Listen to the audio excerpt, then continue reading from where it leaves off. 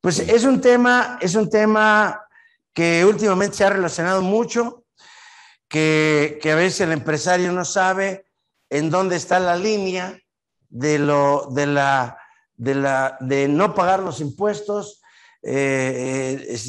por omisión, por error o por defraudación, y dónde está la línea de lo penal. Sí. Ahora, también con una serie de leyes que se han intercomunicado, como es la de antilavado, que también tiene que ver algo con lo fiscal, y también esta reforma laboral fiscal del año 2021, que también en determinado momento la mala aplicación o la aplicación con engaños nos pudiera llevar a delitos que están en el 108 o 109 del Código Fiscal Federal. Es toda una política penal fiscal. ¿Cómo podríamos definir esta política, mi querido maestro Fer? Mira, David, pues tú lo precisas muy bien. Esta reforma se ha integrado no solamente de un estudio verdadero, real, necesario de la realidad fiscal en México. La verdad es que no es así. La verdad es que esta reforma, que es la 2020, ¿no? Más que la 2021, estamos como Tokio, ¿no? Se jugó ahora la 2020 en vez de ahora en el 2021. Sí, 2020, perdón. Esta política penal fiscal, estos cambios, están en una pluralidad de disposiciones legales de diversas leyes, entre las cuales podemos encontrar, David, desde leyes penales, leyes administrativas y sobre todo tratados internacionales. Porque esta reforma fue más una imposición, ¿sí?, del cumplimiento de tratados de OCDE, ¿sí?, de Organización de Cooperación del Desarrollo Económico, de la GAFI, o bueno, dice GAF, ¿no?, porque es en francés, Grupo de Acción Financiero, y de diversas disposiciones para estar al nivel de esas exigencias. Y lo malo, David, es que al tratar de cumplir con esas disposiciones que nos dicen, oye, tienes que tener un tratamiento de lavado de dinero, de atacar la defraudación y esto, no entran a un estudio real del campo en México. Y entonces, desde que copiamos figuras o instituciones, figuras jurídicas, instituciones, modificamos leyes que no son útiles, que no son funcionables. ¿Y sabes qué dejamos mucho de lado? El tema electrónico, ¿sí? La ley estaba hecha para tratarnos entre nosotros, David, no a través de máquinas, ¿sí? Y esa falta de consideración, a lo mejor administrativamente, fiscalmente, pues la damos por buena y decimos, siguen valiendo lo mismo los documentos electrónicos que los físicos, las disposiciones siguen imperando, es decir, las obligaciones fiscales, ¿sí? La dinámica fiscal puede seguir igual, pero en cuestión conductual, en cuestión penal, no, David. De hecho, si yo te dijera, David, tú sabes que el día de hoy nadie presenta declaraciones, ¿qué me dirías como contador? Porque eres contador y abogado, pero ¿qué me dirías como contador? ¿Cómo que nadie presenta declaraciones, Fer? No, envían. Y me vas a decir, pues es que es lo mismo. Conductualmente no. ¿Sí? Entonces, esta consideración de apropiar esas recomendaciones e imposiciones internacionales sin un estudio de esta academia de la Cámara de Diputados y Senadores, sin escuchar al Colegio de México, al Instituto de Investigaciones Jurídicas de la UNAM, es decir, son muchas más, pero a todas estas áreas de información que hacen estudios para de veras decir, esta es la realidad y necesitamos hacer esta legislación. O sea, la infracción es no presentar, cuando en realidad ahora se envían. Sí, bueno, en ese ejemplo, pero lo que... No, pero es, así como ese ejemplo breve, tenemos muchísimos conceptos que no están adecuados, adoptados a la forma... A la política, sin embargo, los servidores públicos de Hacienda, sobre todo los represores, por no pisar callos, están diciendo que hay una efectividad en contra de la corrupción, en contra de... y que ahora sí vamos a meter a la cárcel a secretarios, digo, a administradores, socios, representantes, cuando eso nunca ha sido, David. El que va a la cárcel es el que hace la conducta. Y el socio no tiene nada que ver porque no hace la conducta en la empresa. En materia penal se castiga la conducta. Nada más. Y entonces es fincarle un temor injusto, incierto, en un momento histórico donde más necesitamos apoyar al sector empresarial, al sector productivo, al sector comercial, que intimidarlo. ¿Sí? Ahorita no estamos en una posición para decirle, vamos a meter a la gente a la cárcel, no a los incumplidos, sino como tú te referiste, a los incumplidos engañosos. Deber dinero no es ilícito, David. Deberlo con engaño, sí. ¿Sí? Correcto. Entonces, este sería el caso. ¿Sí? Si tú debes impuestos, pero dijiste la verdad, me diste transparencia, no me engañaste, solamente tienes una deuda. Que aparte, David, dentro de la política general universal del derecho, no debería haber delitos fiscales porque son adeudos de carácter meramente civil. Correcto. ¿Me explico? Aquí la pregunta sería, ¿por qué un adeudo de carácter civil me lleva a un delito penal? Sí, bueno, que en la mayoría de los tratados, entre ellos, fíjate, no solamente los administrativos como los fiscales, sino los tratados de corrupción, de terrorismo, de lavado, dicen, tú puedes tratar esto desde un punto de vista administrativo nada más, o si quieres también por la independencia y autonomía de jurisdicción y que tú puedes generar tus propias leyes internas, lo puedes hacer penal. Y México siempre dice penal. ¿Sí? ¿Sabes qué? No, sí creamos un delito. Y ahí atendemos también, David, a un tema cultural. ¿Sí? ¿Qué tanto necesitamos un perro que nos esté ladrando aquí? Las cosas, que nos esté... amagando. A ver, ¿cumplimos los reglamentos de tránsito? ¿Cumplimos nuestros deberes? Ya en problemas, por ejemplo, los muy comunes, los divorcios, ¿pagan las pensiones alimenticias? No. Entonces, ¿necesitamos un perro? Necesitamos 3. Pues culturalmente no lo hacemos, David. Es por eso, ¿me explico? Por idiosincrasia. Y en esa, exactamente, cultural. Y en ese punto, David, está el choque. Está muy fácil copiar esquemas de gente con mucha educación y probidad, ¿sí? Donde la gente, por ejemplo, imagínate un japonés, un coreano, un noruego, personas de Dinamarca, ¿no? Que tú le digas, oiga, haz una tranza, no pague, no, compre una factura. No, hombre, ¿cómo crees? Ellos cumplen por probidad, por convicción. Pero a ver, y copias esos esquemas y los implementas en México. Siempre digo yo el chiste que en esos países ni los perros con ganas de hacer del baño hacen en la calle. O sea, no, a ver, vente a México, ¿me explico? Y eso es lo que nos pasó, por lo menos en penal, en el juicio oral. Ese juicio oral es para otro tipo de probidad y tema cultural en México. No es para gente como nosotros. Empezando por las autoridades. En el caso de lo penal, porque ya sabes que ahora hay juicios orales en casi todas las materias, empezando por el Ministerio Público y por el juez, que tienen que tener una definición cultural. Y lo que vemos, David, es que en su propia idiosincrasia, en su propio haber personal, deciden con eso. ¿Sabes? ¿Tú consideras que nunca se debe llevar a delito grave una cantidad? Porque el cuantificarlo en números... No es la cantidad de... Digo, mira... Exactamente.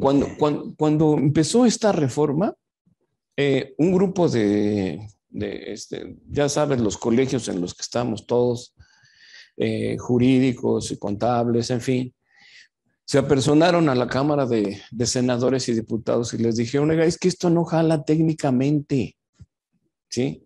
O sea, la delincuencia organizada, la extinción de dominio, todas estas disposiciones de quitarle la oportunidad a la gente de arreglar los problemas penales con criterios de oportunidad, acuerdo reparatorio, suspensión condicional, y que lo hagas delito grave, es decir, que lo incluyas en la prisión preventiva oficiosa, eso no te va a resolver. Eso no va a aminorar la práctica indebida. ¿Por qué?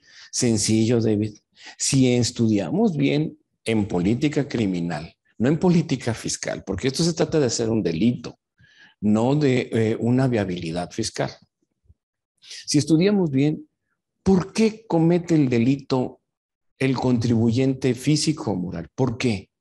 ¿Quiere atacar al Estado, David? ¿Quiere ganar más dinero? ¿O quiere no perder tanto dinero?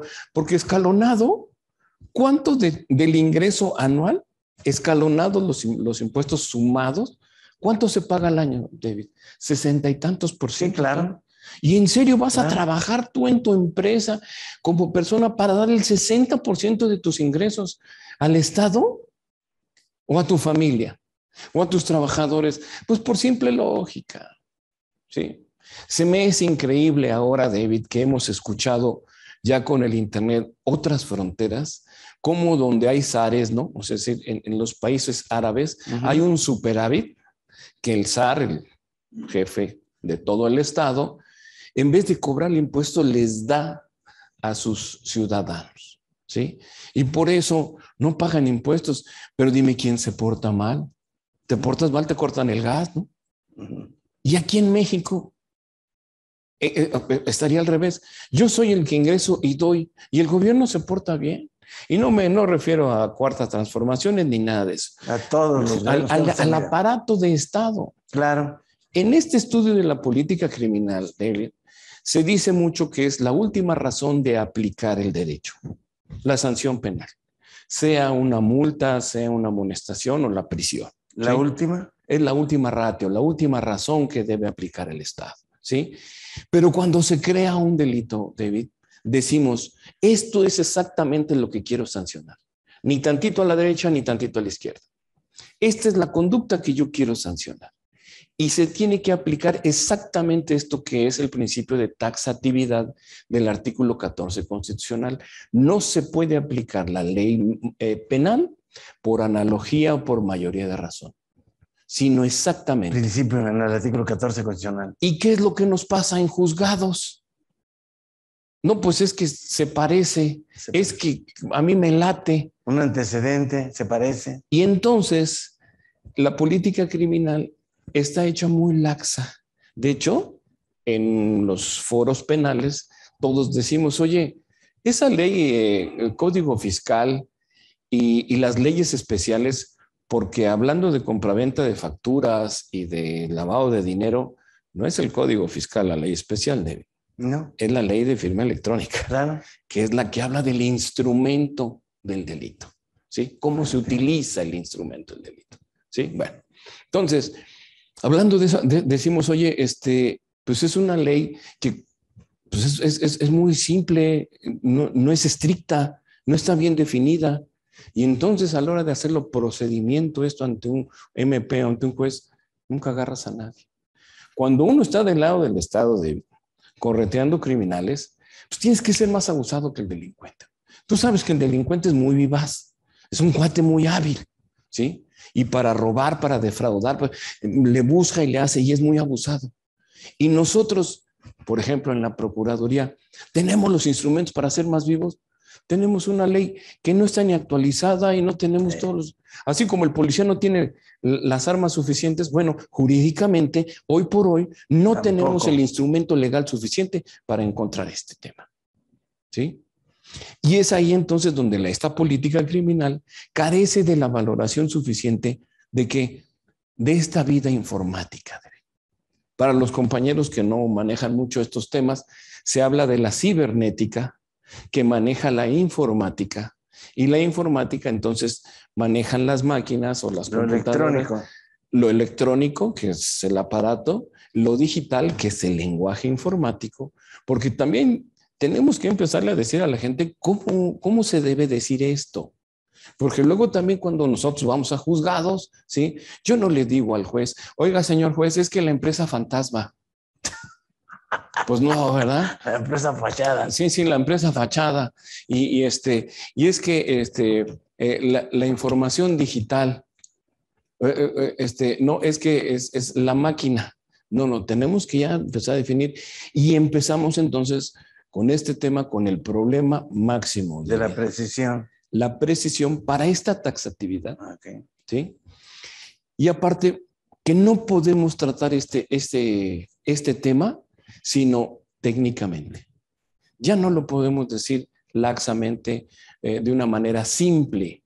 Sí, cuando damos conferencias, que platicamos, tratamos de usar un lenguaje práctico, ¿no? Llano para poder comunicarnos con todos. Pero para de veras entender qué pasa en este tema, necesitamos un lenguaje técnico. Y vamos a encontrar, David, que siempre lo hemos estado profesando, la defraudación fiscal ya no existe tal cual. ¿Cómo? El lavado de dinero tampoco. ¿Por qué? Porque si tú haces transferencias con tu aplicación, con tu máquina, no estás moviendo dinero. Es información. ¿Y la información es de procedencia ilícita? No. ¿Cómo puede ser posible en esta suma que quisieron hacer de delitos en la reforma 2020, decir defraudación fiscal, se obtienen ingresos de procedencia ilícita y entonces también te acuso de lavado de dinero? Digo, las empresas que sí se dedican a eso, pues sí, ¿no? Que les den durísimo. Pero hay una investigación anterior. ¿Cómo obtiene ingresos una empresa, David? Ventas de productos y servicios, objeto social. Ah, claro. Aportaciones de los socios. Vende sus activos, se traducen en dinero, Sí, se depositan, sí. ¿No?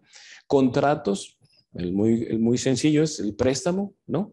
¿Alguno de estos es ilícito, David? No. Entonces, los ingresos a esta empresa, a este contribuyente, son de procedencia lícita. No. ¿Estamos de acuerdo? Sí. Después, si el contribuyente, física o moral, se voltea y compra casas, carros, se va de viaje, en fin, esos objetos, esos bienes, ¿son de procedencia ilícita? No, tiene un adeudo fiscal. Claro. ¿Sí? Y a lo mejor mintió para taparle el ojo, ¿no? Sí, nada más que en la práctica, que tanto a ciertos asesores, para poder darle servicio al cliente, lo asustan. Y luego, esa es la realidad, pues, Fer. Y luego la propia autoridad, también para recaudar, si no me pagas esto, así, o te amenaza que es penal. Inclusive en la práctica llegan a decir, no, pues te voy a acusar de fraude a la ley. Y yo le digo, ¿y dónde está ese delito? ¿Qué es fraude a la ley? ¿Dónde está tipificado como delito?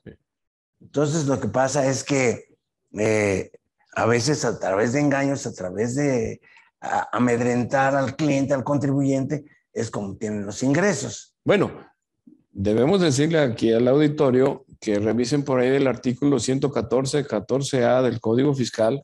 Si me amenazan con eso, un servidor público de Hacienda es un delito en sí mismo, ¿sí?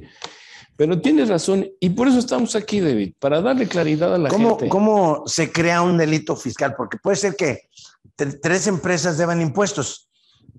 Una debe porque no tiene dinero. Otra debe porque omitió el ingreso. O no declaró. O no declaró, exactamente. Y otra debe porque... Hizo truco. Hizo un truco, exactamente. ¿Cuál de los 3 está en delito de defraudación? Delito fiscal.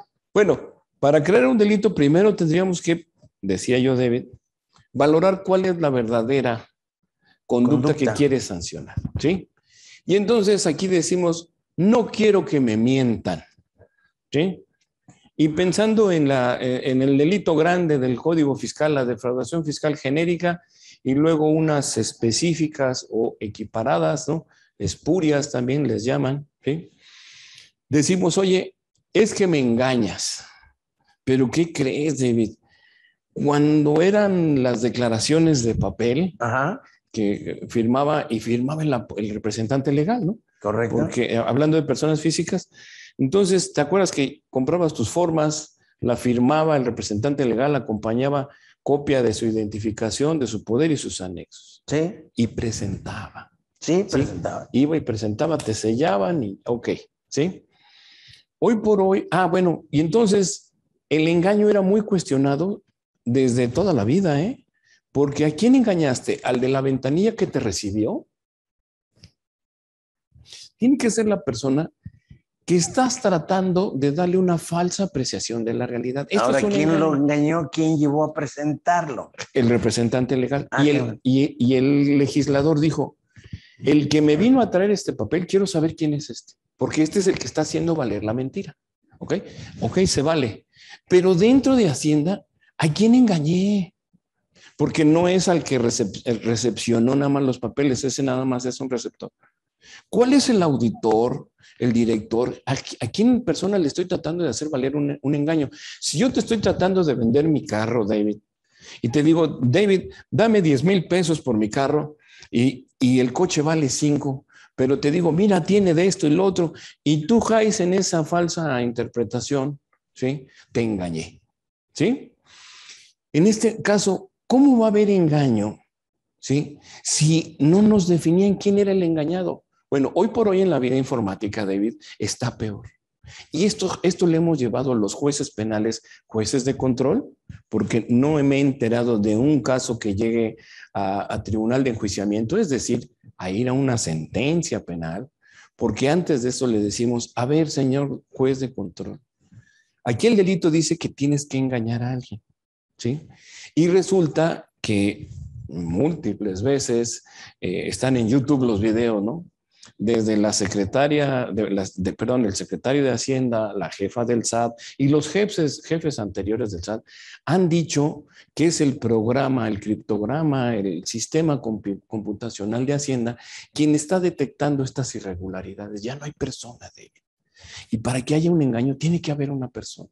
Correcto. Porque te voy a decir, ¿se puede engañar a máquinas, David? Yo creo que no. Bueno, todo el conocimiento humano nos dice que no. Se alimenta. Pero nosotros así se lo hemos llevado al juez penal. Le decimos, señor juez, aquí el delito dice que se tiene que engañar y el Ministerio Público no nos expone quién es la víctima. Es que la víctima, según el artículo 92, es la Secretaría de Hacienda, pero ¿se engaña a instituciones públicas, señor juez? No. Mi cliente plasmó su conducta en su computadora. ¿Se engaña esa computadora? No. ¿Se engaña el sistema computacional? No, tampoco. ¿A la institución? No. Pues entonces, ¿cuál es la persona? Porque aparte vamos a ofrecer una prueba en la que nos diga la gente de Hacienda cuál fue el método que utilizó para detectar esto. Y nos va a arrojar que el sistema computacional, ya no hay víctima, David. Pero hay que hacerlo valer técnicamente. Entonces, la informática en los delitos fiscales no está actualizada. No está actualizada. Exactamente. Entonces, nos hace falta, hay esa distancia. En el 109, artículo 109 del Código Fiscal de la Federación, el delito se señala de esta manera, David.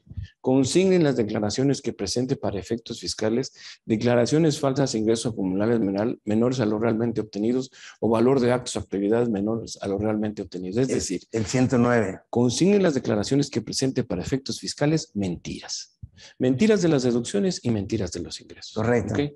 Pero dice presente. Yo no la presenté, yo la envié. ¿Quién yo? ¿Quién hizo la conducta? El capturista. El capturista que le pone enter, que usa las claves. David. Ahora, ¿a quién se le envió? Al sistema, aparte.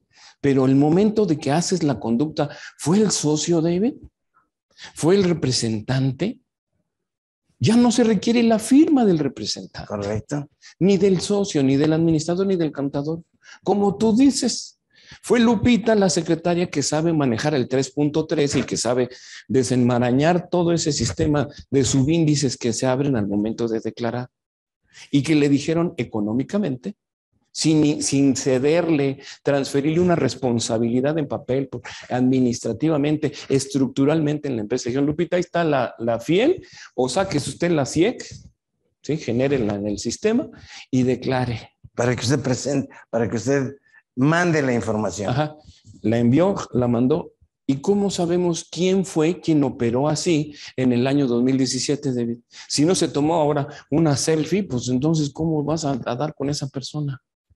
Cuando hay criterios de jurisprudencia colmados, hay varios que son los que hacemos valer en la primera audiencia o con el MP en la carpeta de investigación antes de averiguación previa, ¿sí? Le decimos, no puedes acusar al cargo. Tienes que acusar la conducta. Correcto. Y esta conducta, tú, MP, ¿sabes quién en el 2017 envió esa información? Deja 2017. Hay ejercicios de 10 años. De 2011. De 10 años que nos están revisando, ¿no? Que empezamos. Pues nunca vas a agarrar un probable responsable. A menos que vayas tú y lo confieses.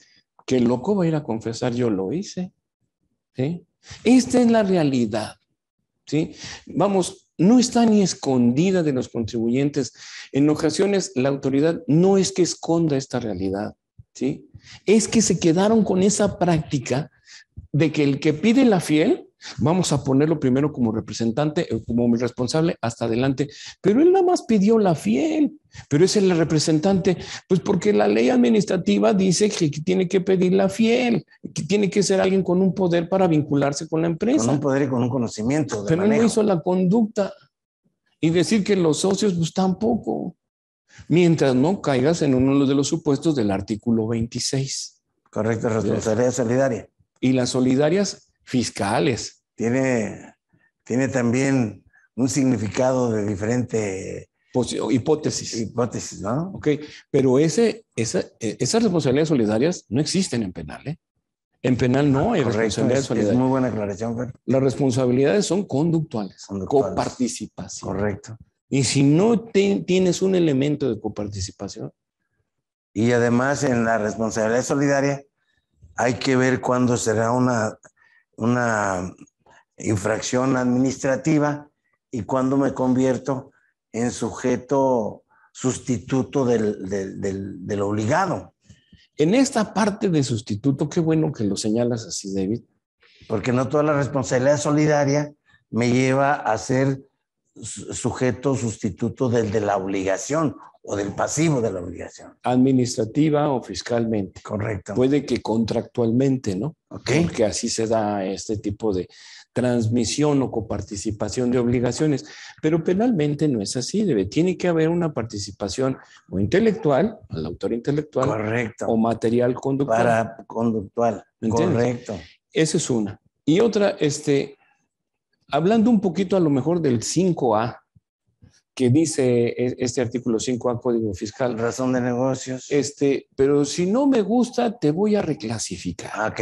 ¿Te acuerdas? En esa parte de reclasificación y también en los 197 al 2000 de los esquemas reportables. De esquemas reportables, si tú me reclasificas, desnaturalizas el acto. Es decir, a lo mejor yo cometí robo, pero tú me lo quieres poner más grave reclasificándolo y me acusas de homicidio. A la hora que llega esto a materia penal, la conducta fue de robo, no de homicidio. Correcto. Entonces, en esta reclasificación, reconsideración, se desnaturaliza la conducta, se desnaturaliza el acto. Se desnaturaliza en sí la operación. Y no procede, ¿sí? Como también decir las presunciones. Híjole, en fiscal, ¿cómo se sufre con las suposiciones, con las conjeturas que puede utilizar la ley para encuadrar una obligación? Que puede utilizar la gente del SAT, aprovechándose de esa imprecisión en la ley. Bueno. Te determino la presuntiva. Bueno, pero ¿con qué conjunto de elementos? A ver, la determinaste. Ajá, pero fíjate, la presuntiva, ¿no? Y lo que nos ha pasado mucho, que lamentablemente en materia penal hay que adentrarse mucho al tema fiscal para entender este artículo 69B. Correcto. Que es el de los EDOS operaciones supuestamente simuladas. EDOS, ¿no? Y EFOS. Sí, me explico. Bueno, pues es una conjetura, David. En penal no vale. Y sobre todo, si tú lees el 69B y el 69B bis contra el 113 del Código Fiscal, ¿sí? No tiene nada que ver. Vista. Porque aparte, este procedimiento 69B no está investigando operaciones, no está investigando delitos, está investigando la capacidad del vendedor de productos y servicios. Esto le hemos dicho al juez penal. Es más, te lo voy a decir, David. Esto que te comento, ahora se lo decimos al juez penal y es lo que hemos obtenido en las sentencias de amparo y de apelación cuando dicen los jueces, ¿sí? Y los magistrados. El 69B no está investigando un delito ni operaciones. ¿Cómo puedes utilizar esto para acusar una operación simulada? No hay investigación. Y sobre todo la máxima, David. Ese procedimiento, esas actuaciones no están hechas con mando y conducción del Ministerio Público. No pueden ser utilizadas para materia penal. ¿sí? Pero es que fue declarado definitivo y publicado en fecha tal. Esa publicación, esa sentencia, no viene en las operaciones. Esto no va a servir, no ha servido. Y desde el 2014. Así aparezcas en la lista negra y súper negra. Tiene que investigar el Ministerio. Claro. ¿Me explico? La conducta nuevamente. Me acusas de que los FDIs contienen un hecho falso. Sí, investiga el hecho de ese CFDI. No me digas que por una presuntiva, porque aquí no hay presunciones. En penal las presunciones no valen. No valen. No son conducta, ¿sí? No son la verdad histórica, David. Son una suposición. Claro, de un hecho cierto no realizado.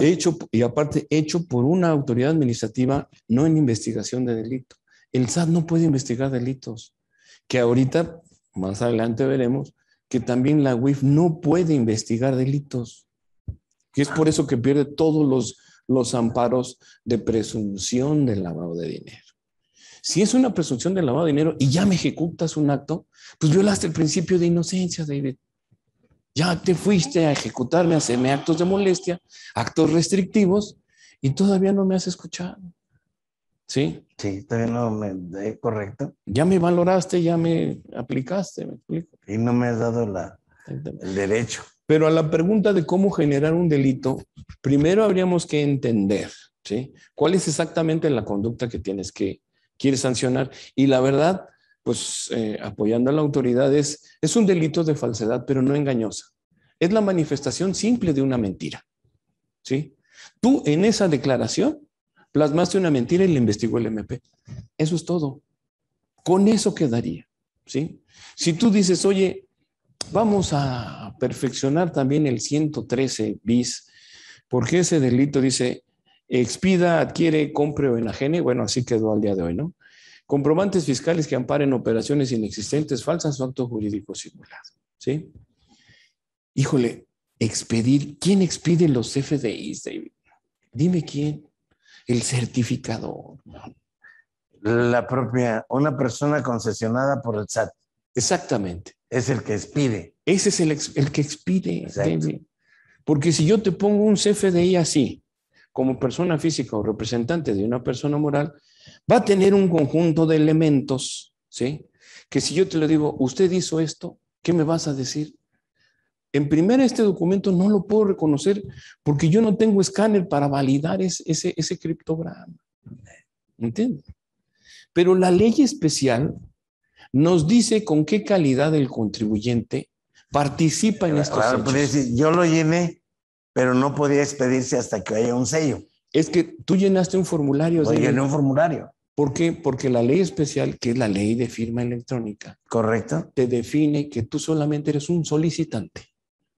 Exactamente. Y el delito no dice a quien solicite. Dice quien expida. Ajá. Y la pregunta es quién lo expide. El certificador. Y sí se puede, David, que tú, bueno, tú no porque eres muy decente, pero que una persona vaya con un certificador y le diga, oye, échame unos FDIs, ¿no? Con esta empresa, eso sí se puede. ¿Ha sucedido? Sí se ha sucedido, David. Y entonces el certificador, y ahí hay una tranza. ¿Okay? Pero eso es lo que tiene que investigar el MP, porque si lo hace SAT, ¿sí? Y lo investiga, no vale ni siquiera como dato de prueba, como sospecha, como indicio. Es el dicho querellante o denunciante del ofendido, pero no es la investigación del MP. Para poderlo clasificar. Exactamente. Delito. Entonces, esta parte es importante definir, ¿sí? Porque esto es lo que realmente sucede en juzgados, David. Y a la hora de la hora que le llevamos esto al juez penal, pues voltea con el MP y dice, oye, ¿y tú qué hiciste? ¿Qué has investigado? ¿Sabes dónde están poniendo mucha atención en este tipo de asuntos? En lo que es península de Yucatán y el norte de Pacífico norte del país, los jueces están muy entendidos de este tipo de sucesos, de criterios, y dicen, no, si no hay investigación. A veces consideramos que también la materia fiscal no la dominan los jueces. Todo eso de términos imprecisos, muy amplios, estrictamente indispensable, todos esos conceptos que son imprecisos porque no tienen límite de interpretación. A veces vemos que los jueces desconocen todo ese tipo de conceptos con la mayor precisión y a veces, así como decimos, ¿no? Pagan unos justos por pecados. Ahora, considerando la aplicación de la ley fiscal, ¿qué dinámica debe tomar la informática conforme a los delitos fiscales? Mira, ¿Cuál sería qué buena pregunta. ¿Cuál sería dónde estamos ahorita? ¿Hacia dónde vamos?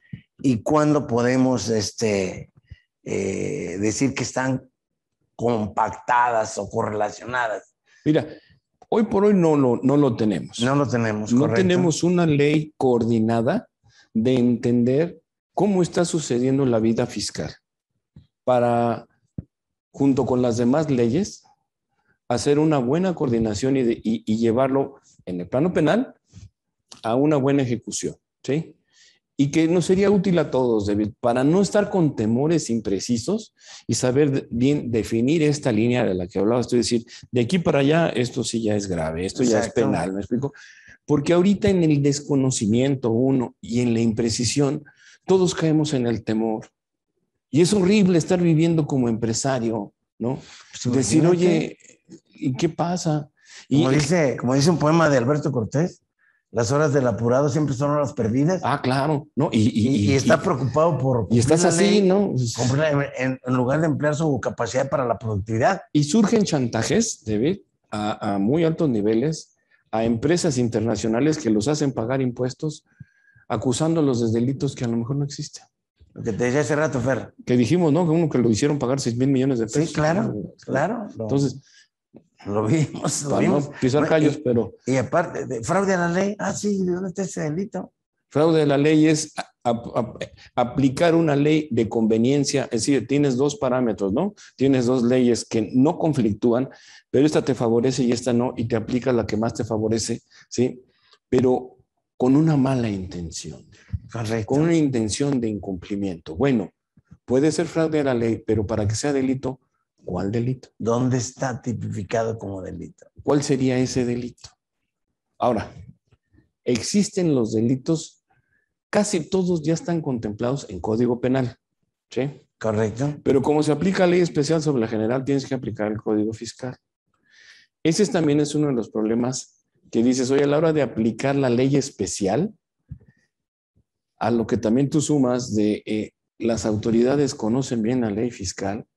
Fíjate, David, que nos ha pasado, ¿no? A la mayoría de los litigantes en materia penal fiscal. Perdón, Fer, si vemos una aplicación incorrecta desde las revisiones del SAT,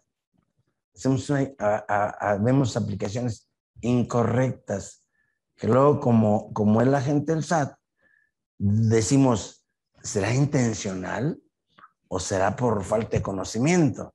Pues hay de las dos, ¿no me deben? O sea, la verdad, de las dos.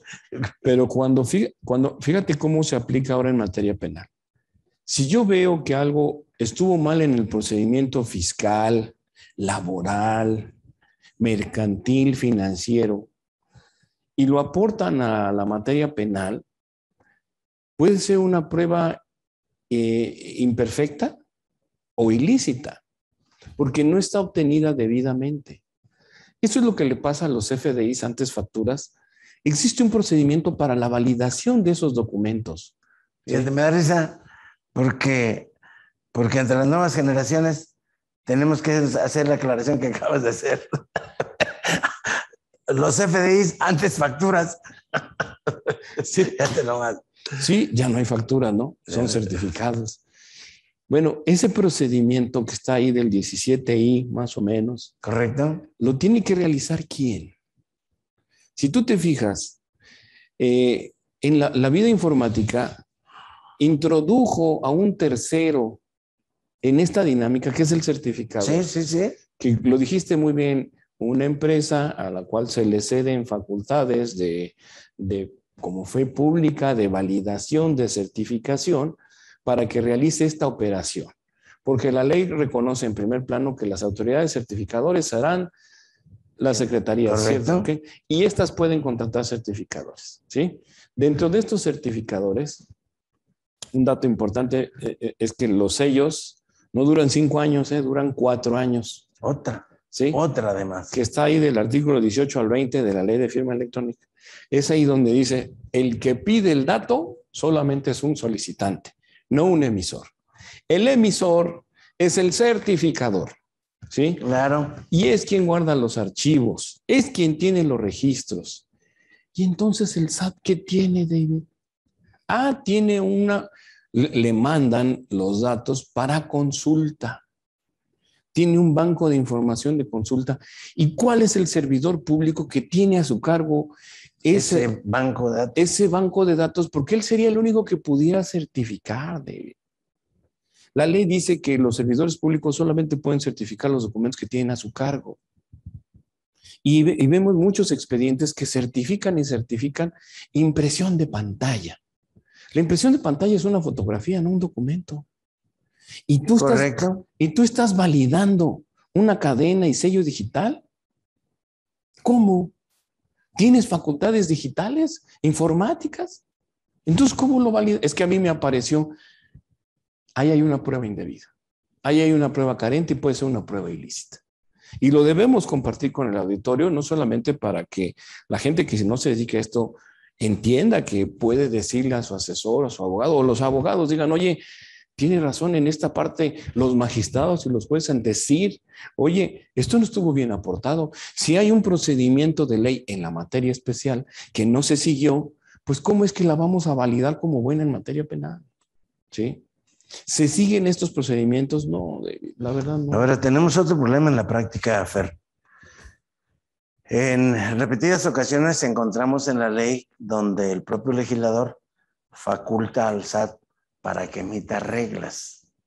Pero a veces el SAT emite reglas a modo, sin que le faculte eso el propio legislador, ¿correcto? Y luego nos sorprende que en materia de formatos, en materia de informática, en materia de información, legisla más la regla que la propia ley. Sí. Entonces te preguntas tú, ¿quién es el legislador primero? Y segundo, ¿la regla me pide o tiene un procedimiento adicional que no tiene la ley? Y sobre todo, ¿tiene esta parte de ser impositiva? ¿Es obligatoria? ¿Es ley? No. ¿Sí? Entonces, si no la cumplo, ¿por qué me sancionas? Habría que defenderse jurídicamente, ¿no? Y estas reglas, pues toda la ley fiscal está hecha a modo. Digo, sin ofender ni pisar callos de nadie, en los foros penales decimos, ¿no? Oye, es que la ley fiscal es la ley más arbitraria del país, ¿sí? Porque dice, si no te encuentro, yo supongo lo que quiera. Si no estás localizado, yo hago las presuntivas que quiera. Y además te notifico por estrados. ¿Sí? Y aparte, si te congelo correo además y sellos, ya no te dejo hablar conmigo, ¿no? Como novio celoso, novia celosa, ¿no? O te congelo las cuentas. Y entonces, te imposibilito. Y entonces, ¿cómo me comunico contigo? ¿Cómo le hacemos? ¿Sí? Fíjate cómo en esa parte, el área informática, ¿sí? Nos bloquea un conjunto de derechos ya adquiridos, ¿sí? Y de derechos humanos, de audiencia. Se hacen dependientes de esas determinaciones del Estado, ¿sí? En donde decimos, oye, esto me viola derechos. De hecho, David, en los foros penales decimos que esto es un indebido proceso. ¿Sí? No hay un debido proceso, no me permite una adecuada defensa, es violatorio sobre todo del principio pro homine. Y pues hemos dicho muchas veces a los compañeros fiscalistas, ¿no? Oye, ¿por qué no alegas violación de derechos humanos? ¿Sí? ¿Por qué? Porque no se están siguiendo bien los procedimientos y algunos procedimientos son arbitrarios. Si estableces esas reglas, esas formas misceláneas y estas disposiciones de carácter general en diversas leyes, ¿sí? No permites la adecuada defensa, no permites el ejercicio de un derecho humano. ¿Sí? Ahora la cantidad. Tenemos más de 1,200 reglas. Entonces, esto es lo que pasa, ¿sí? Pero no le entramos porque aparte, en materia fiscal, para que yo te haga caso como autoridad fiscal, primero pones el dinero y después vemos si te hago caso. Primero me garantizas y me cumples todas las disposiciones cuando, oye, pues entonces ya ejecutaste, ¿sí? Ya me diste el acto de molestia antes ni siquiera de darme el derecho para empezar un derecho de audiencia. ¿Me explico? Esto es una violación de derechos humanos. ¿Y por qué no lo hacen valer? Pues por no pelearse con el SAT, ¿sí?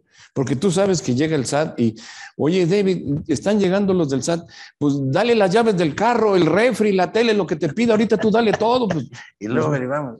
Ahora, como llegan a veces, ¿no? Como llegan a veces bueno, dependiendo del giro. Sí. Correcto. Podríamos platicar muchas cosas. Quisiera ¿sí? Concentrarme, a ver qué nos puedes platicar de la responsabilidad. Ya diste un toque de la responsabilidad de los socios, pero que yo quisiera hablar de los socios que solo tienen una inversión y de los socios que están involucrados en la representatividad de la empresa. En la actividad. En la actividad de la empresa. Ok, en la actividad y en la representatividad. En los administradores, que a veces no son socios, ¿verdad? Porque que son los más expuestos. Sí, aparentemente son los más expuestos. Cuando en ocasiones reciben instrucciones del órgano de mayor jerarquía, que es el Consejo de Administración. Si quieres, Fer, volvemos a algo que querías comentar del curso de criptomonedas. No, lo que decía yo es que pues es parte, David, de esta nueva vida informática en la cual, hablando del lavado de dinero, ¿no? Que son argumentos que también le hemos llevado al juez penal. ¿Qué pasa si yo te transfiero a ti? Ahorita, pues, ya ni siquiera vas al banco, ¿no? O sea, en materia penal hay todo un ejercicio. Gracias. Hay todo un ejercicio nuevo de cómo plantear dónde sucede, cómo sucede, con qué sucede las transferencias electrónicas, ¿sí? Porque cuando yo te transfiero 100 pesos, pues no te transferí dinero. Correcto. Moví datos para que cambiara un planteamiento en una plataforma informática y tú tuvieras a favor disponibilidad de ese dinero, pero a lo mejor tú también gastas todo tu saldo con tu tarjeta, pues ni con la tarjeta, o sea, ya ahora por internet. Digital. ¿Y cuál dinero? Porque perseguir lavado de dinero, operación con recursos de procedencia ilícita, es perseguir ese recurso físico, material, que provino de un delito. Sí, por eso siempre he dicho, David, si le llamamos lavado de autopartes, podemos entender el ejercicio mejor. Si se roban unas autopartes y los llevan a un local donde venden de lo robadito y le hacen ahí una limpieza o pinturita. No, y disque facturas de que lo compraron bien y tú llegas a comprar ahí autopartes, pues que yo siempre digo pagar el rescate, ¿no? Llegas a comprar ahí tus autopartes, ¿sí? Ahí hay operación con recursos de procedencia ilícita. ¿El recurso procede de un delito? Sí. Pero cuando es dinero, David, ¿cómo le hacemos? ¿Cómo es que yo llego con dinero al cajero a bancarizar dinero? ¿Cómo va a saber el cajero de dónde viene? ¿De dónde es la procedencia? ¿De dónde es la procedencia? Y sobre todo, todas las disposiciones financieras nacionales e internacionales, ese tratado anticorrupción y de lavado de dinero, dicen que es el banco quien tiene que tener un sistema, ¿sí?, de PLD, de prevención. Correcto, para el riesgo. Y tiene que verificar. ¿Y lo hace el cajero? No. Pues te reciben el dinero. Hay un departamento específico que a veces no lo vemos. Es más, ni sabemos que existe. Y lo hacen electrónicamente. Además. Entonces tú bancarizas dinero, el cajero te recibe 100,000 pesos, ¿sí? Que ahora para todas las operaciones ya es cosa menor, ¿no? 100,000 pesos, 50,000. Recibe, mete a su caja, te da tu comprobante y alguna cuenta informática tiene un saldo a favor de 100,000 pesos. Lo que suceda luego con esa cuenta en cuestión informática, ¿es dinero? No. Es un activo virtual o un fondo de pago electrónico.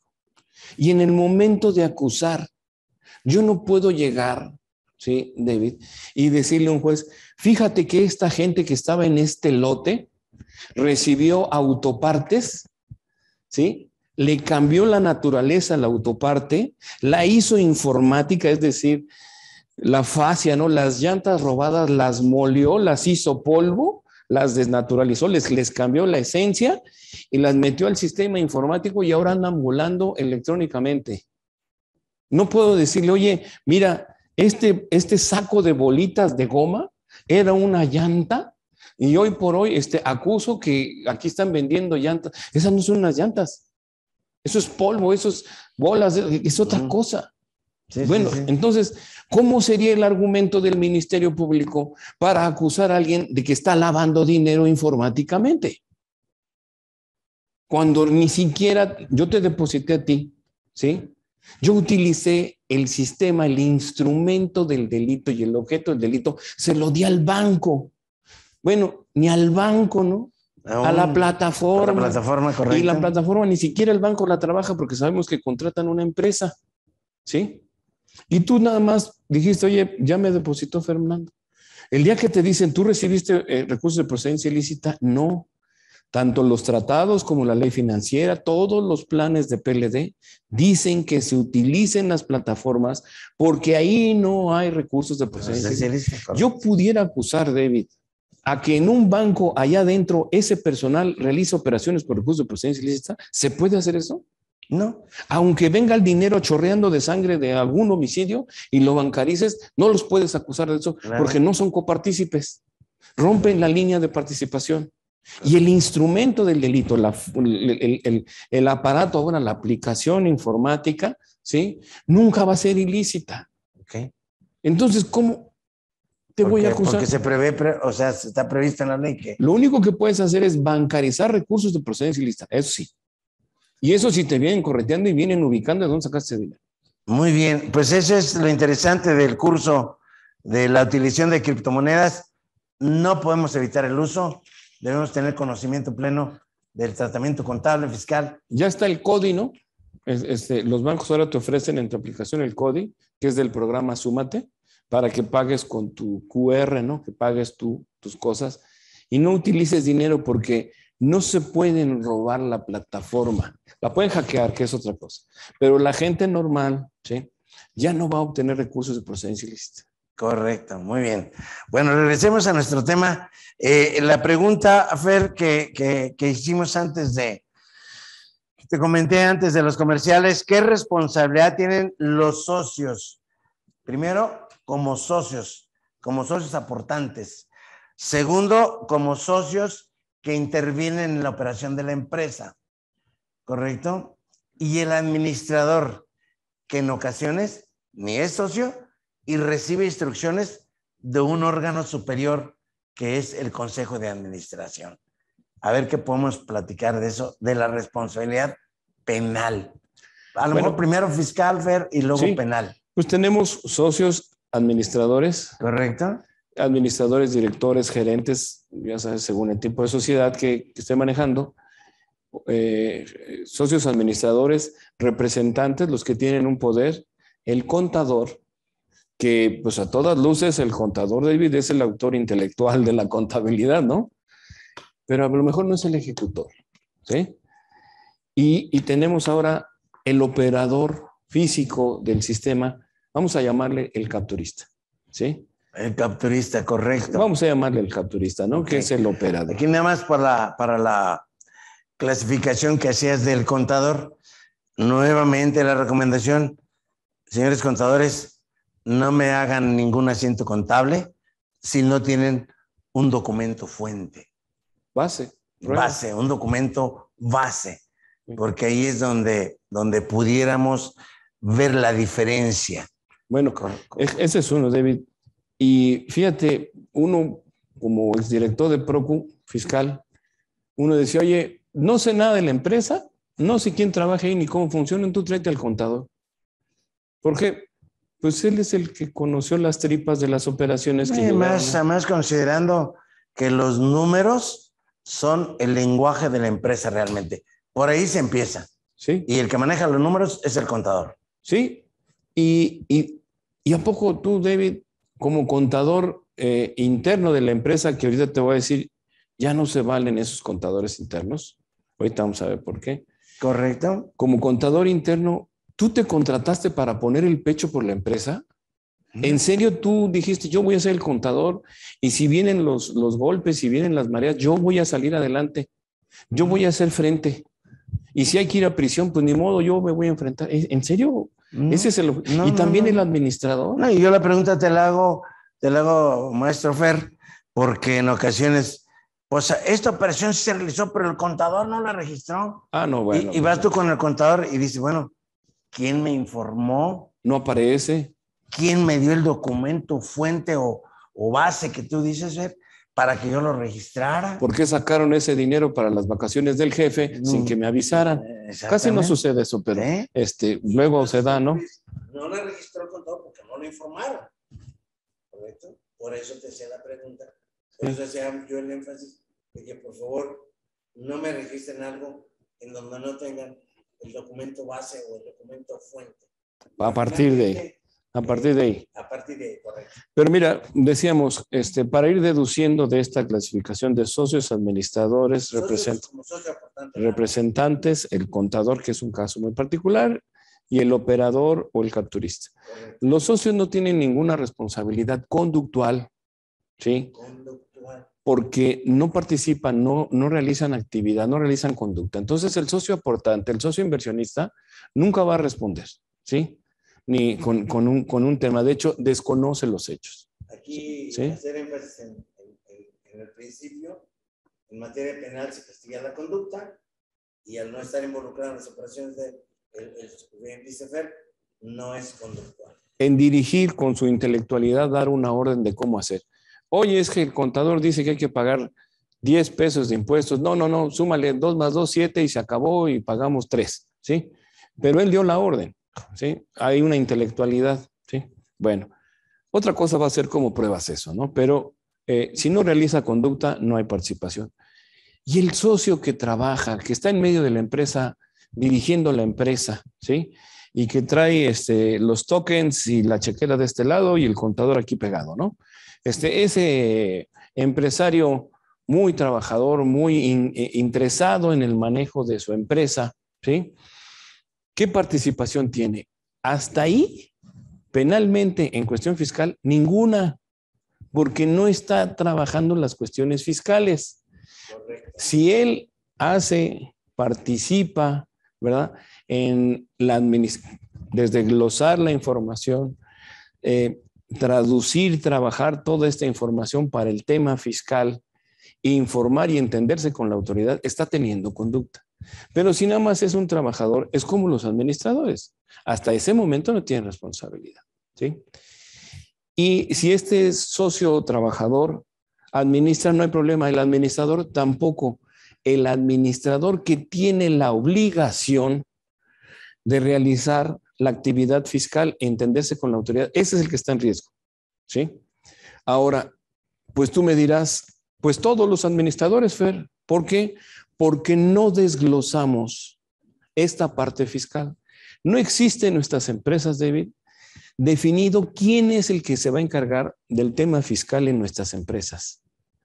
Y me dirás, bueno, la ley de sociedades mercantiles dice que todas las obligaciones se confieren al cuerpo administrativo, sí, pero las fiscales defínenlas, David, sácalas de ahí. El administrador y el contador no se contrataron para estar en ese riesgo. No están para poner el pecho en eso. ¿Qué pasaría, David, si desde los estatutos, que ya es un tema de compliance, desde los estatutos definimos las obligaciones fiscales las va a realizar Fernando Agraz, que está en tal área? Le desprendo estas obligaciones a todo el cuerpo administrativo. Se lo defino a él, ¿sí? Bueno, ahí está la solución, pero empieza desde los estatutos, David.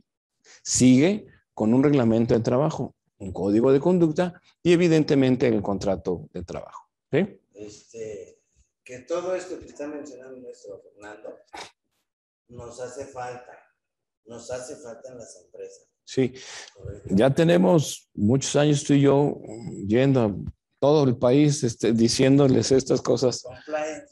¿Sí? Entonces, esto sucede, ¿sí? Pero es parte del aseo de la empresa, no para pasarnos de listos y definir poner en la cruz a alguien indebidamente. No, esta persona debe cumplir, pero va a darle santidad, le va a dar aseo, limpieza a todos los demás. Porque el encargado intelectual y conductual está aquí definido. Ese es uno. El contador, ¿por qué decimos que ya no se vale el contador interno? ¿Por qué mira el ataque, y aquí sí es un poquito de cómo, de manera de compliance, con cierto aseo, con probidad, tratando de generar reglas sanas y de buen cumplimiento, pero también planteando una defensa que la ley nos da oportunidad, las profesiones, es buscar que la gente que no tiene nada que estar haciendo en la empresa como empleados y que puedan utilizar su secreto profesional lo hagan valer. ¿Sí? El contador externo tiene secreto profesional y el contador interno pues participa como un empleado. ¿Sí? Entonces, si yo llego a esta empresa, ¿no? Imaginemos una fábrica, empresa, lo que tú me digas, y te pregunto, ¿usted es el administrador general? ¿Sí? O el presidente del consejo de administración. Dígame quién de aquí ve lo fiscal. Y tú me dices, de aquí nadie, señor. Ah, caray. Entonces, en esta empresa, ¿quién atiende eso? Contador externo. ¿Qué prueba genero yo de aquí? ¿A quién me llevo de aquí? ¿Qué testigo tengo? Ninguno. Pues entonces tengo que ir allá afuera con el contador externo. Vamos, le tocamos la puerta y le decimos, contador, usted es el contador de la empresa Vasos S.A., ¿verdad?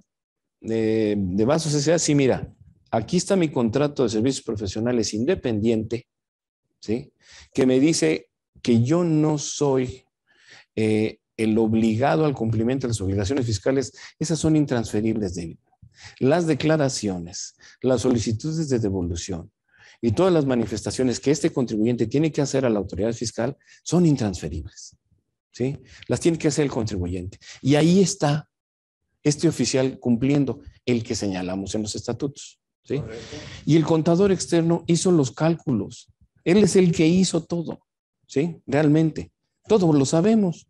Pero me presentó un contrato que lo vincula con la empresa y me presentó su cédula y me dijo, y a partir de aquí, no más secreto profesional. No declaro nada, 362, Código Nacional de Procedimientos Penales, no te puedo decir nada. No solamente no quiero, sino no te puedo decir nada.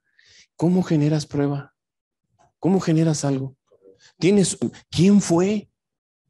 ¿Sí? Me voy a regresar a la empresa. Oiga, dice el contador que él hizo las sumas, pero luego aquí el señor, ¿sí? El encargado de acuerdo con el estatuto, que fue el que envió la información, él no hizo nada con dolo. Entonces yo le voy a hablar a ese Fernando, ¿no? Oiga, usted declara a ciegas, no se fija lo que declara. Pues es que yo por carta de instrucción del contador externo, pues declaro lo que dice y hacemos la ficha, hacemos la transferencia. El señor dice, declaren esto y sale a pagar tanto y eso es lo que hago, ¿sí?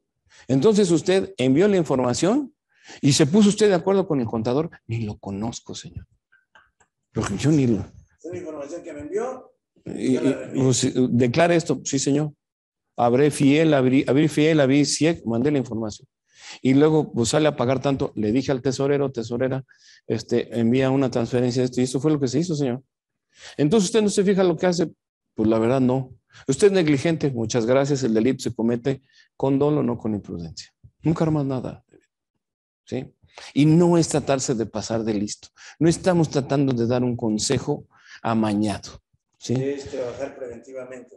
Es que la autoridad, en este caso, no el SAT, el Ministerio Público, llegue y el MP cita a todos, ¿eh? Y saca declaraciones. Y si hay algún delito, ¿lo puede descubrir? Claro que lo puede descubrir. Pero administrativamente estas son las alternativas de buen cumplimiento y de defensa que podemos tener. ¿Ok?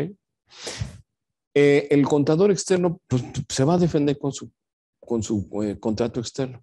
El representante, ¿tu poder dice para qué te dieron tu poder o es un poder amplísimo? Pues hay que definirlo, David. El que pide la fiel tiene que decir que es para ese efecto. Ese es un gestor. Ahí la importancia de revisar los poderes. ¿De qué estamos dándole poder? Sí.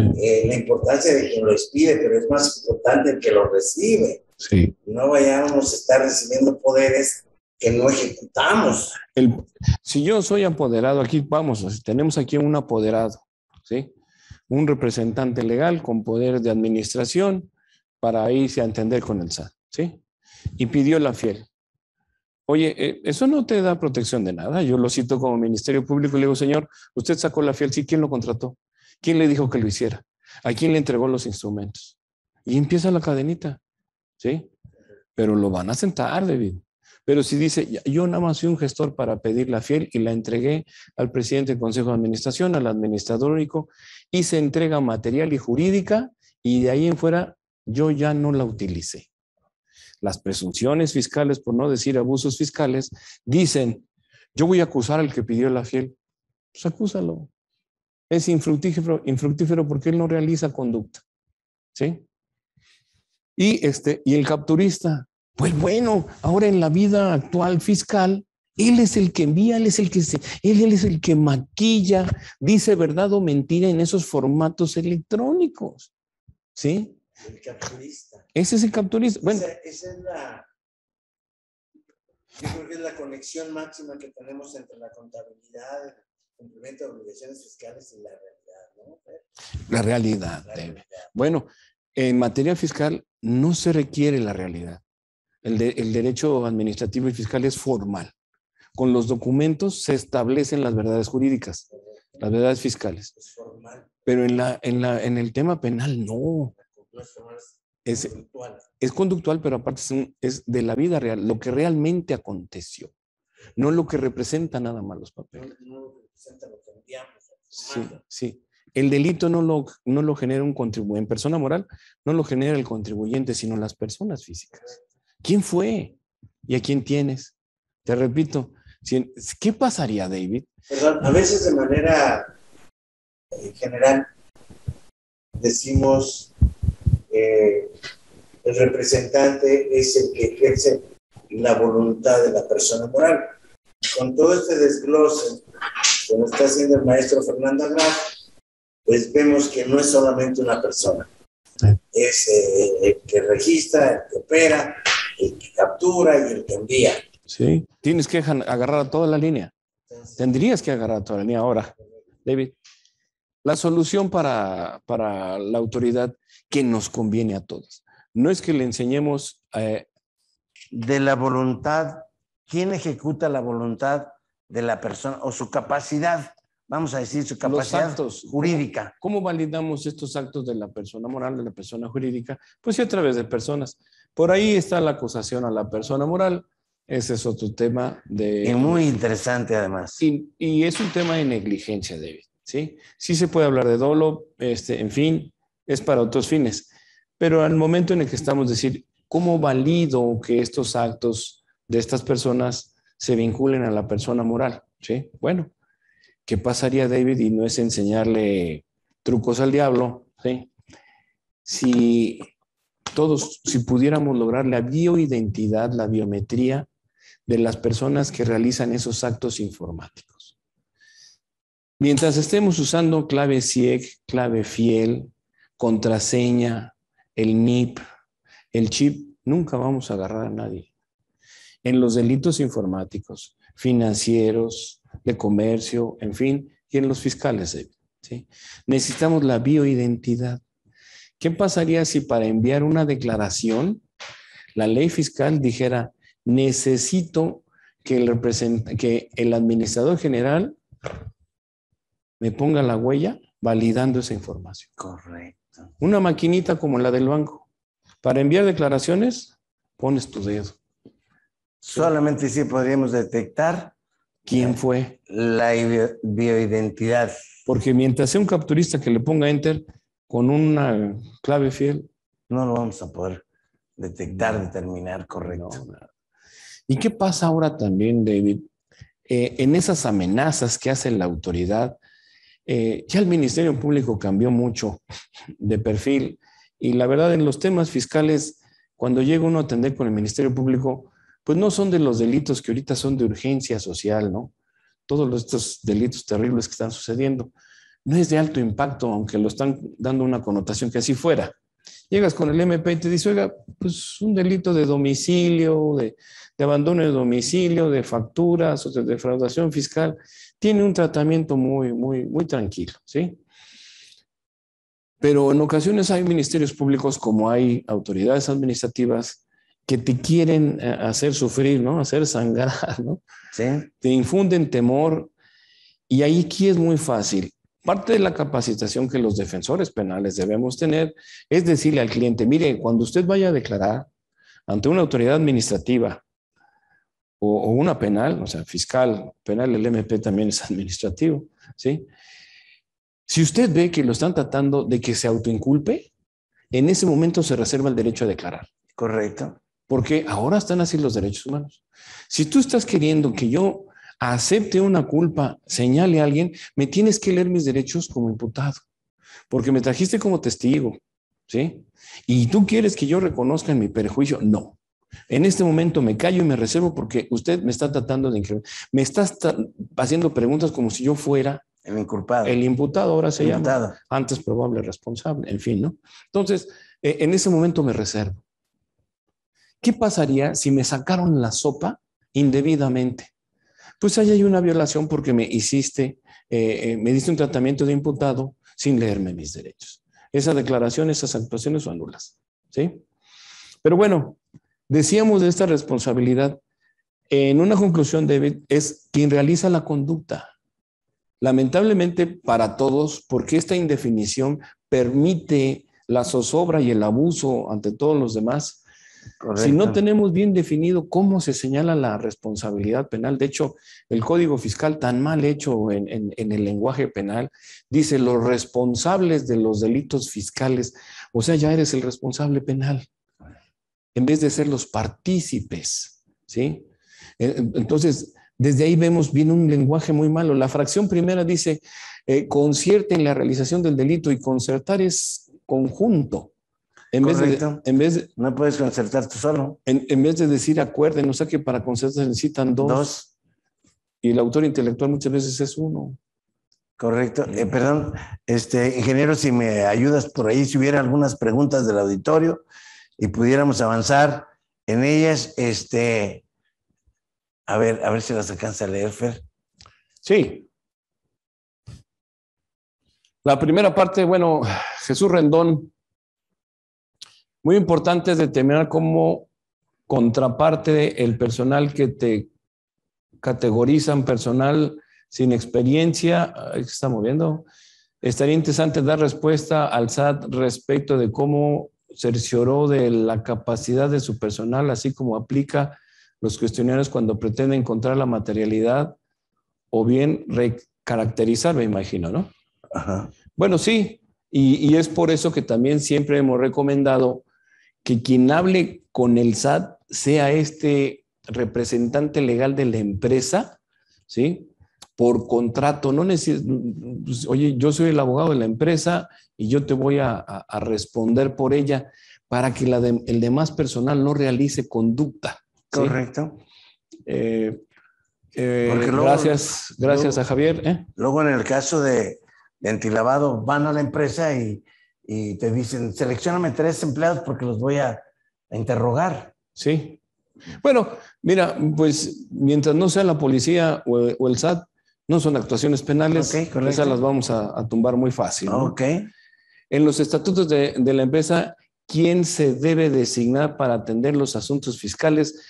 Un área específica. Sabemos que no le podemos poner en ese momento cara y nombre, ¿sí? Pero en los estatutos, Gabriela Gamboa, lo que hacemos, que es el inicio, el paso 1 del sistema de cumplimiento, el sistema compliance, es generar, fíjate, Gaby, que el sistema de cumplimiento no se trata solo de generar directrices, líneas, reglas de buen comportamiento y de comportamiento eficaz para contratos o para atender la ley, sino se trata de generar un órgano permanente de supervisión y control, ¿sí? En materia penal es donde se define esto muy claro, así como también en las disposiciones de GAFI, de OCDE, en los tratados internacionales, por supuesto en las ISOs. Y mucha gente ya se va pensando que se pasan el paso 1, ¿no? Y se van a hacer las reglas del juego. No, primero hay que establecer la cancha. Es decir, dentro de los estatutos, generar este órgano. Y un órgano no es una persona solo contratada. Correcto. Generar un órgano en la sociedad es crearlo en la constitutiva, en sus estatutos. Y entonces se genera el Consejo de Administración dentro de los artículos que va generando en los estatutos, crea este órgano de supervisión y control, el cual tendrá estas obligaciones. Y ahí está esta obligación fiscal, ¿sí? Tiene que tener un patrimonio propio, ser independiente, puede revisar hasta los socios y no le rinde cuentas a nadie. Él rinde un informe a la asamblea de socios, sí, pero no depende para hacer su actividad de nadie, ¿sí? Y es ahí donde se crea. Ya otra cosa será cómo desmenuzas estas formas de supervisión y control en código de conducta, reglamento de trabajo, manual operativo, ¿sí? Y los contratos de esas personas también son específicos, coordinados con estas actividades. Así es como se crea este órgano, ¿sí? Y la verdad, a lo mejor algunos de ustedes dirán, híjole, no es crear todo un departamento, así el piso 5, ¿no? del edificio. No, todo esto se hace preponderantemente informáticamente. Es decir, es que el propio personal te informe en la computadora. Con es algo las muy personas que operan sí. prácticamente.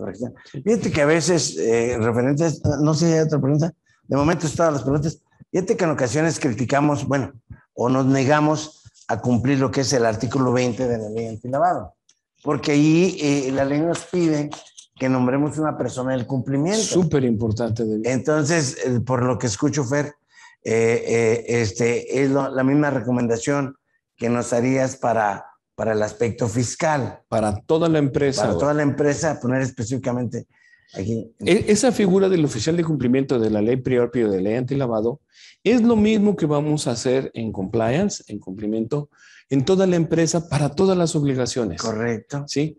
Y pues muchos compañeros dirán, oye, pues estás poniendo en la cruz a ese oficial de cumplimiento, que no es un oficial de cumplimiento, es un órgano. Correcto. ¿Sí? Sí. Para efectos fiscales sería un órgano. Sí, pero si no nombramos al oficial de cumplimiento de Priorpi, pues faltamos a la ley, ¿eh? Y ahí sí va a estar grave. Faltamos a la ley y además pondríamos en riesgo a otras personas que nada tienen de conocimiento con las operaciones que lleva a cabo. Fíjate que luego en esta disparidad también que hablábamos de disposiciones, David, en el Código Penal, el 400 bis 1, correcto. O sea, lavado de dinero apartado 1, 400 bis 1, nos dice que será una sanción doble a las personas que hayan sido parte de la administración de una empresa que tenía que hacer declaraciones antilavado, si es acusado.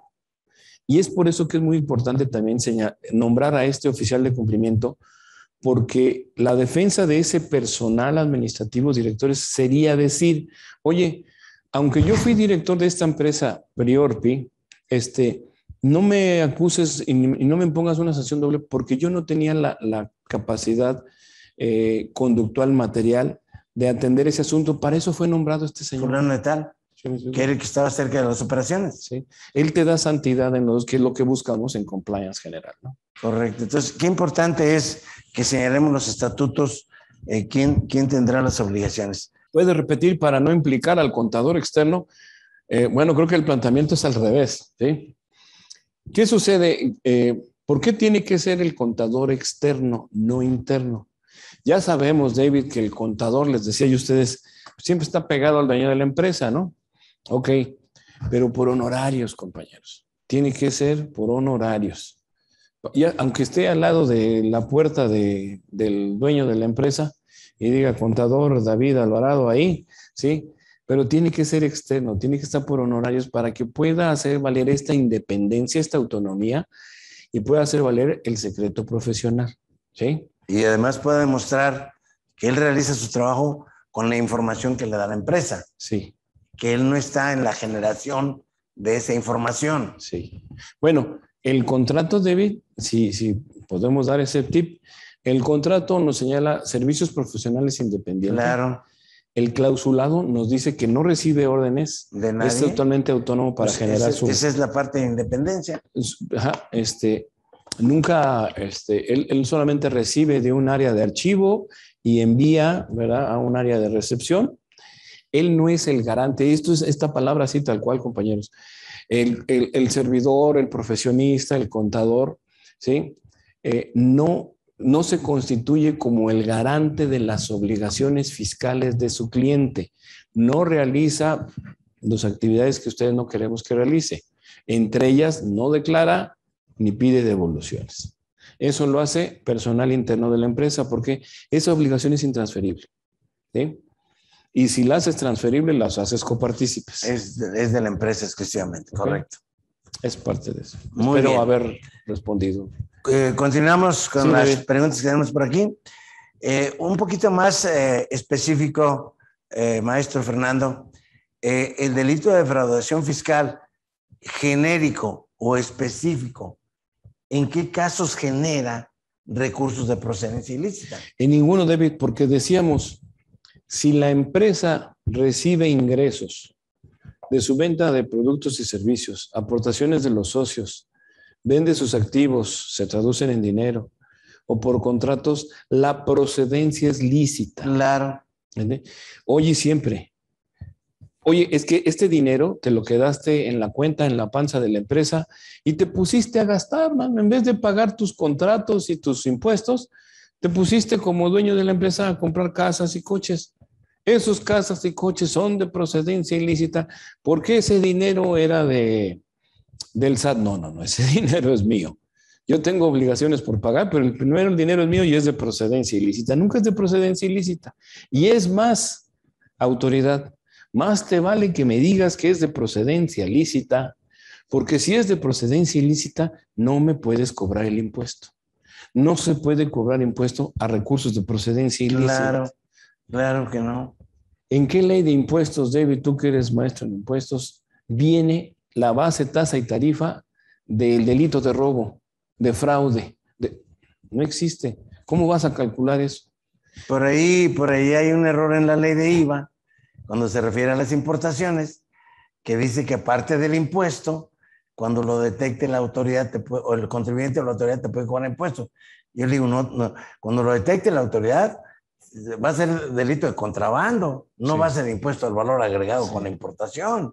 Y sería por la omisión, ¿no? Y sería por la omisión, correcto. No tanto por la... Sí, pero sí es cierto, no está como base ni de acto ni de ingreso. Y tenemos un tratado internacional firmado por México, Tratado de Viena, que dice que no se le puede cobrar impuestos a los delitos. Correcto. Es decir, dice que el Estado no puede generar ingresos a partir de delitos, ¿no? Por eso todo lo que se decomisa, David, de cuestiones delictivas no entra a programas sociales. ¿Sí? Okay. Porque sería estar generando con eso, ¿no?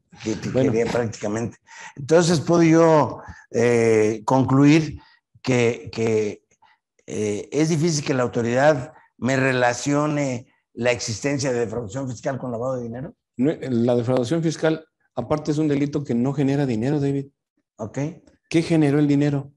Una operación. Estas actividades. Una actividad, correcto. ¿Entiendes?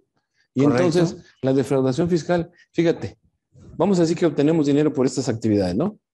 Compraventa de productos y servicios, contratos, aportaciones de los socios, venta de activos, ¿sí? Obtuvimos dinero, vamos a pensar que está en físico o en las cuentas bancarias, ¿sí? Y después compramos facturas. Hacemos algún truco, ¿sí? Bajamos base y no pagamos impuestos.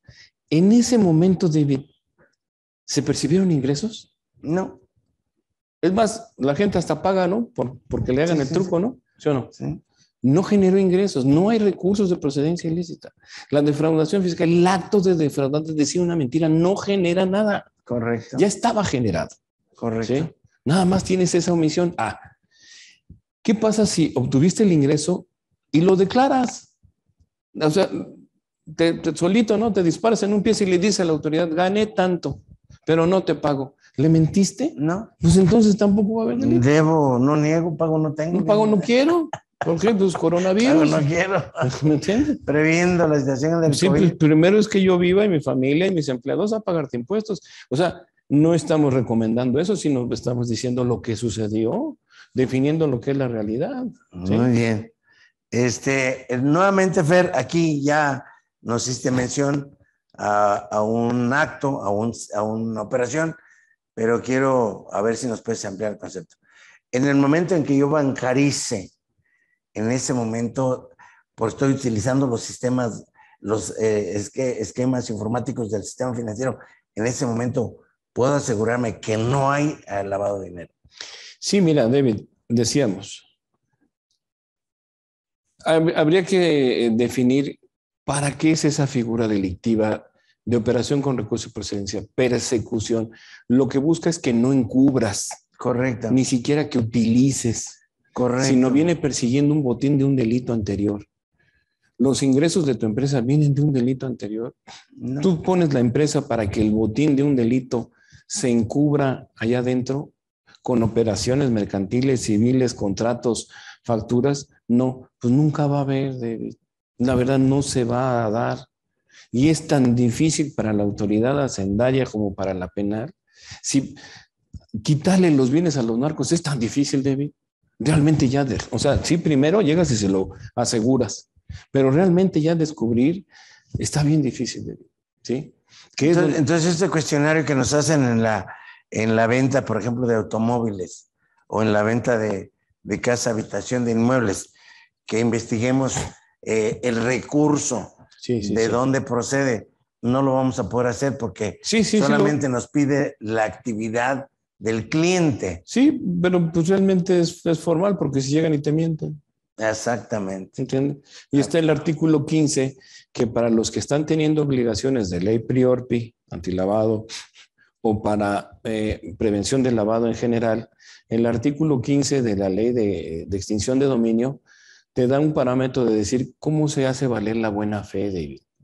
Y esa es una guía también de cómo tú estás investigando a esa persona que estás teniendo tratos, que lo que se busca en prevención del lavado de dinero es que tú no te prestes a encubrir o no seas descuidado, negligente, en cómo se utilizan tus bienes. Okay. ¿Sí? Y entonces, pero me pueden mentir, sí, pero entonces voy a hacer valer esta parte de ser de buena fe. Y ese artículo 15 de la Ley de Extinción de Dominio no son requisitos, 7 requisitos, con uno que tengas. Con ese. ¿Tienes contrato? ¿Le preguntaste de dónde viene? Sí, bueno, pues, sí. Pero bueno, ¿qué es lo que sucede? ¿Tenemos que cumplir con estas disposiciones? Sí, ¿nos hace bien a todos? Sí, nos hace bien a todos. Estamos tratando de generar una cultura en ese sentido, pero es una cultura formal. ¿La ley Priorpi para el tema penal sirve? No. Imagínate que tú tienes una joyería y llegó un narcotraficante grande y cerró la calle, cerró la joyería y te dijo, a ver, David, te voy a pagar todo lo que yo te vaya a comprar, pero apágame las cámaras y ya sabes cómo son estas cosas, ¿no? Perfecto, llegan, cierran y te compran media joyería y te dejan todos los dólares, ¿sí? ¿Te puedes negar? Si no, te lo roban. ¿Sí? Me lo voy a llevar. Ajá. ¿Te va a pedir factura? No. Y si tú le dices, oiga, señor, pues ayúdeme, necesito poner a alguien aquí. Deme su RFC. Dije, no, pues él no tiene ni tiene, ¿no? O sea, pero, oye, mire, tengo estas empresas, o sea, con papeles, o a lo mejor ni siquiera va él, va un prestanombre y te compran las cosas, ¿no? Pasa el tiempo, David, y te cita la fiscalía y te dice, oye, David, ven, queremos que declares en contra de este narcotraficante porque un día fue a comprarte joyas. Y te pagó con dinero. O te pagó con cheque, perfecto. Pero quiero que tú me lo identifiques. ¿En serio vas a ir y vas a decir, sí, tú me compraste? ¿En serio lo vas a crucificar, güey? ¿En serio va a ir la gente a decir eso? Pues claro que no me acuerdo. Pues no seamos inocentes, David. Es donde estas disposiciones eran para otra cultura, eran para gente con otra probidad. Aquí va a llegar y nomás antes de que entres a la fiscalía ya está un cuate diciéndote, cállate, ¿me entiendes? Y tú, ¿qué vas a decir? Vengo porque me citaron, dígame qué quiere. Pues quiero saber si tú te acuerdas de este señor. No, pues voltéalo a ver, no, menos, no me acuerdo. No lo he visto, pero ni me acuerdo de él. Pues así en la vida real. El otro asunto, cuando rentas un inmueble. Sí, señor.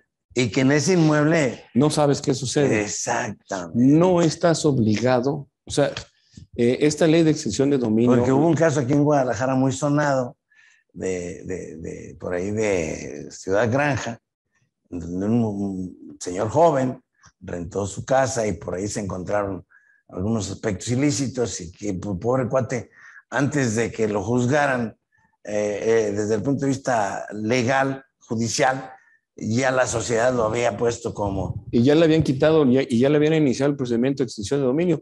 Pero ¿sabes dónde pasa también, David? Donde tú rentas un local y ponen una tiendita, pero venden grapas. Y, híjole, qué difícil, ¿me entiendes? Bueno, esta ley de extinción de dominio trata del acto ilícito para declarar una nulidad y todos los actos. Cuando un objeto, un dinero, un bien está afectado de nulidad, ya no puede generar derechos subsecuentes. Y eso es lo que se busca. ¿Pero qué hacemos en los contratos de arrendamiento? Bueno, yo soy el arrendador. No, yo soy arrendador y te pregunto para qué es, le definimos el objeto. Tú sabes que puedes definir hasta quién va a vivir ahí. Correcto. A ver, la familia. La pregunta de cajón es, ¿en qué se va a utilizar? Perfecto. No puedo poner una cámara ahí para estar de Big Brother. No, pues. Ni te puedo venir a estar molestando ni revisando porque no es naturaleza el contrato, ¿sí? Yo hasta cierto punto puedo llegar y voy a tratar de agarrarme del artículo 15 de la ley de extinción, generando de dónde obtengo yo propiedad de ese inmueble o derecho para poderlo rentar. Señalado en el contrato, genero un contrato, identifico a las personas y les pido que sea por transferencias, ¿no? Para que no sean en efectivos, para también ley antilavado, ¿sí? Generar todas esas directrices, ok. Oye, pero es una empresa. Oye, cuando tengas revisiones de protección civil, regálame una copiecita, ¿no? Para ir sumando. Tienes que generar un lenguaje, un método con tu arrendatario, ¿sí? Para saber qué está haciendo dentro de él. Y tú tener información. Oye, mira, pues es que yo me dedico a esto y vinieron a revisarme de aquí, me vinieron a revisar de acá, tengo esto, tuve estas... Ok, regálame esas copias, ¿no? Porque para yo tener de a qué te dedicas, de que vives ahí. Oye, te estoy rentando mi departamento, mi casa y contrataste el Sky, el cable, el multi, ¿no? Sí, ok, regálame una copia de tu teléfono, ¿no? Pues de tu estado de cuenta, de tus tarjetas, no, pero para saber que lo estás utilizando como domicilio, porque un prestanombre, pues no vincula nada ahí, ¿no? O sea, no vive ahí.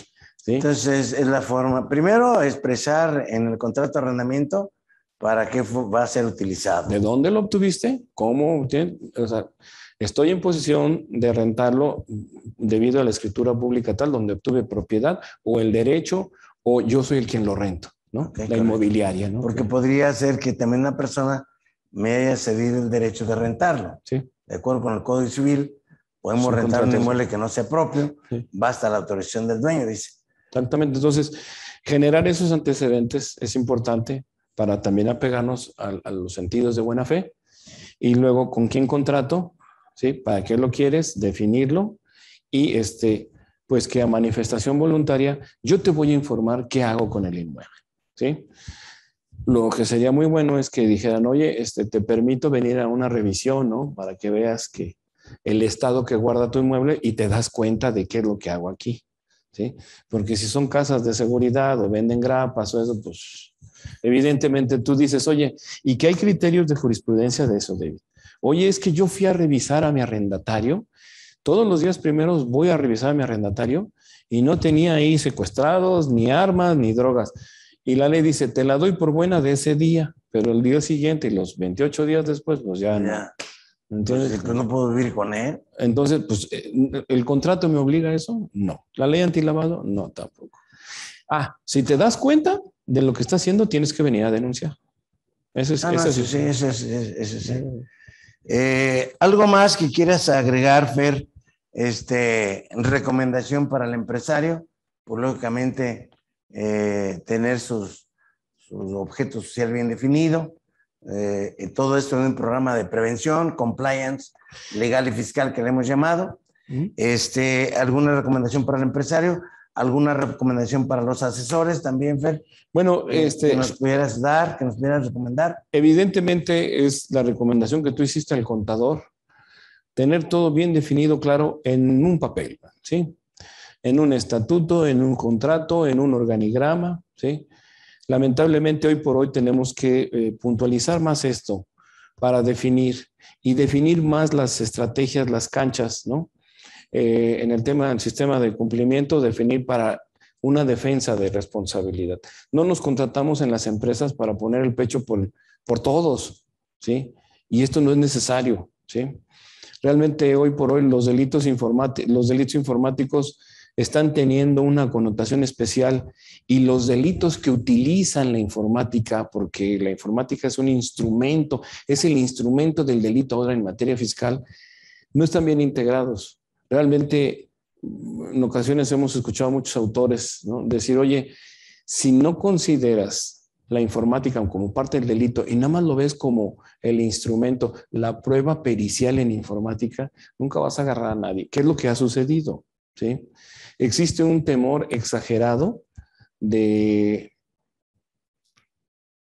los socios y administradores cuando no entienden que realmente hay una responsabilidad de los partícipes conductuales, ¿sí? Esa es otra. Los delitos fiscales al día de hoy no están actualizados a la vida informática. En juzgados, que es lo que compartimos el día de hoy, a la hora que le decimos esto al juez penal, voltean al MP y le dicen, oye, ¿y tú qué traes? Pues yo traigo el expediente administrativo que generó el SAT, la visita, el crédito. Bueno, pero esas no son actuaciones penales, MP. ¿Qué hiciste tú? ¿Qué investigaste tú? Pues yo nada más tengo esto, porque esto es lo único que se generó de aquella realidad. ¿Y por qué no fuiste a investigar ahorita la empresa? Ya está liquidada, ya no existe. ¿Me explico? Entonces, es muy difícil generar si no van al día. Ahora, en cuestión fiscal penal, la realidad sucede al momento. Si se generara un sistema informático, David, no nada más para auditar, sino para hacer alertas preventivas penales, te agarran en el momento. Sí. Si el MP quiere investigar compraventa de facturas, si él se levanta y te va a comprar la factura, te agarra en flagrancia. ¿Qué es lo que deberían hacer? Pero mientras más le apostemos a una acreditación administrativa fiscal de los delitos y no penal, nunca vamos a llegar a nada, ¿sí? Es necesario, o sea, sí es necesario que la autoridad se ponga a perseguir estos delitos, que se ponga a perseguirlos bien. ¿Por qué? Porque si no, en la indefinición, ni agarras a nadie y espantas a todos. Y no se logra nada. Y el que sigue ganando, o sea, los facturistas o cofacturólogos que les llamo yo, están con todo, man. ¿Por qué? Pues porque no agarras a nadie. Es que te cierro la empresa, pues ciérrala, pues abro más. Y la corrupción está con todo. ¿Por qué? Pues porque son más abusados. Sí. Y generan millones de pesos y traen a todo el personal de adentro y de afuera de las autoridades generando dinero. Pues no hay mando. Me viene a buscar una máquina y la máquina tiene mi bioidentidad. No, están con todo. Esa es la realidad. Lo demás es querernos hacer los santos y no es cierto, y no hay corrupción. No es cierto. Estamos en una época difícil, de difícil cumplimiento y de difícil aplicación de la justicia. Por último, lo que no platicamos, ¿qué pasa con esto de acusar delincuencia organizada? Quitar, hacerlo delito grave, ¿no? O sea, del 267, y quitarles las oportunidades anticipadas de solución penal. Bueno, pues no te dejan resolverlo. Además, ahora es de prisión preventiva justificada en ciertos supuestos que, como tú decías, no es el monto. La delincuencia organizada no depende de un monto, sino de la actividad. Entonces, muy mal que en las leyes a veces se establezca un monto. Pero aparte, es inacreditable. Correcto. O sea, si me van a acusar de delincuencia organizada por estar vendiendo facturas o por defraudación fiscal, no se van a conjuntar los elementos de eso, de ese delito. Ese delito se sanciona por el hecho de ser partícipe de ese grupo ilícito. Las empresas no son ilícitas, no se juntan de hecho, se juntan de derecho, generan derechos, en fin, están autorizadas para eso, David. O sea, están dentro de una organización. Sí, no criminal, no se juntan para eso. Correcto. ¿Sí? En fin, no se conjuntan esos elementos, pero hay que definirlo. A lo mejor en otra plática que tengamos más adelante,